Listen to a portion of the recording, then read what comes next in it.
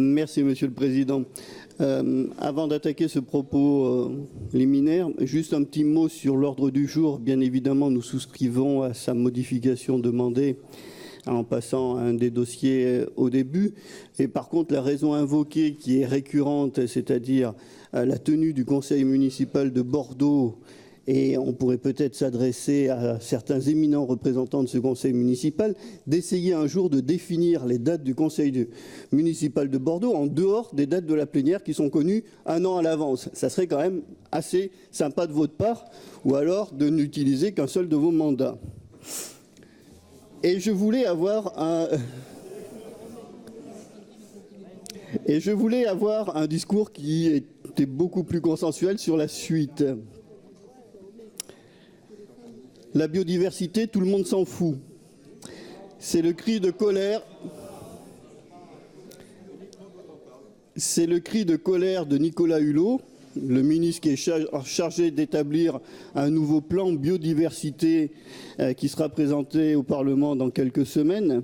C'est le cri de colère de Nicolas Hulot devant l'Assemblée nationale. La biodiversité, tout le monde s'en fout.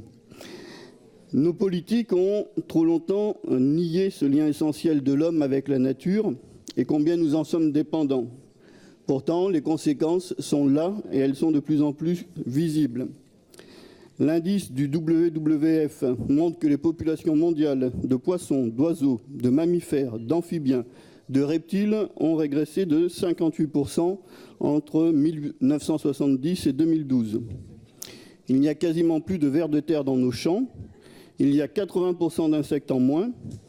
Et puis très récemment, deux rapports, celui des scientifiques du Muséum national d'histoire naturelle et c'est du CNRS de Chizé, situé dans les Deux-Sèvres, affirment dans deux rapports publiés que les populations d'oiseaux se sont réduites de plus d'un tiers en 15 ans, avec par exemple 60% de moineaux en moins dans nos champs, un tiers d'alouettes des champs disparus aussi en 15 ans.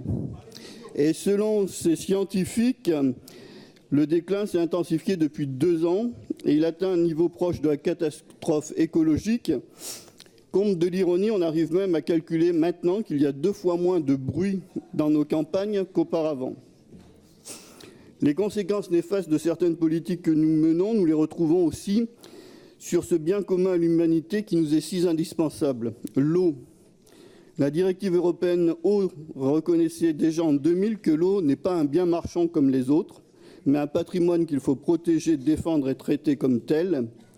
Elle rappelait qu'une politique de l'eau efficace, cohérente, doit tenir compte de la vulnérabilité des écosystèmes aquatiques et qu'une bonne qualité de l'eau garantira l'approvisionnement de la population en eau potable. 18 ans après, ce 19 mars, il y a quelques jours, le 8e Forum mondial de l'eau qui s'est tenu à Brasilia vient de se terminer.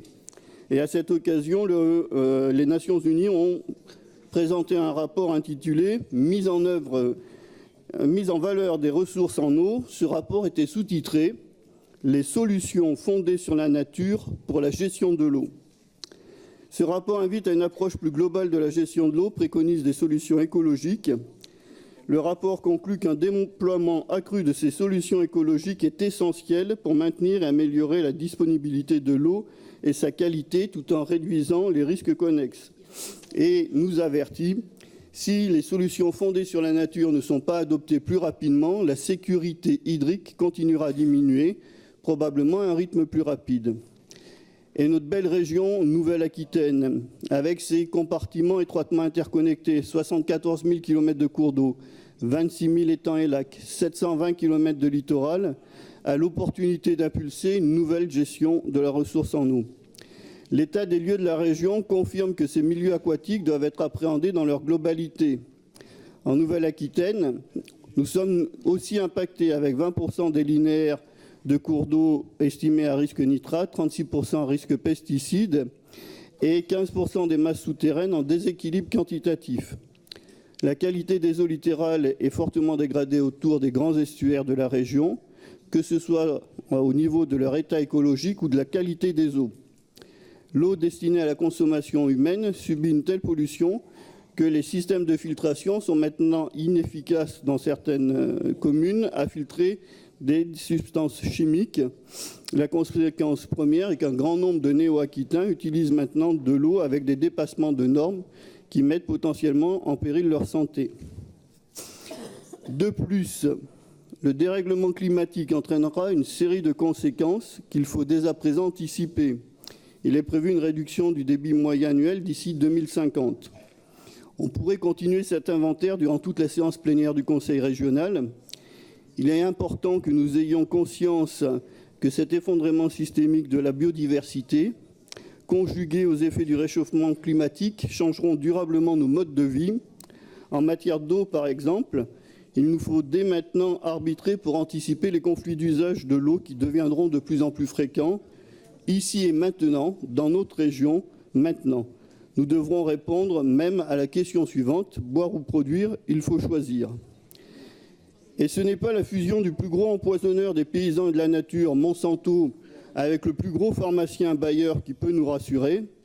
Notre ami José Bové, député européen, vient d'estimer que l'acceptation par la Commission européenne de cette fusion engage tous les Européens, comme d'ailleurs le reste de la planète, dans un monde à la George Orwell.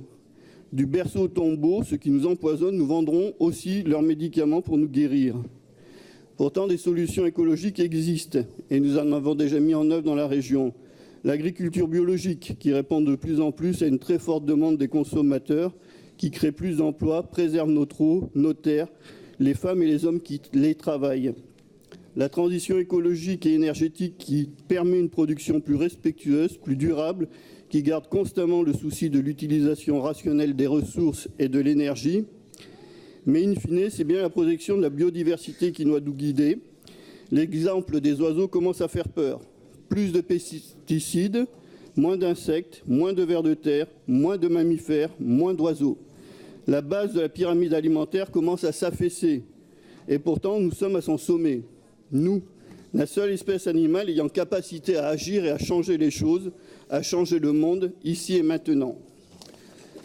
Après avoir commencé à faire de la Nouvelle-Aquitaine Monsieur le Président, champion français... Je pensais à la même chose. Je regarde le temps des interventions.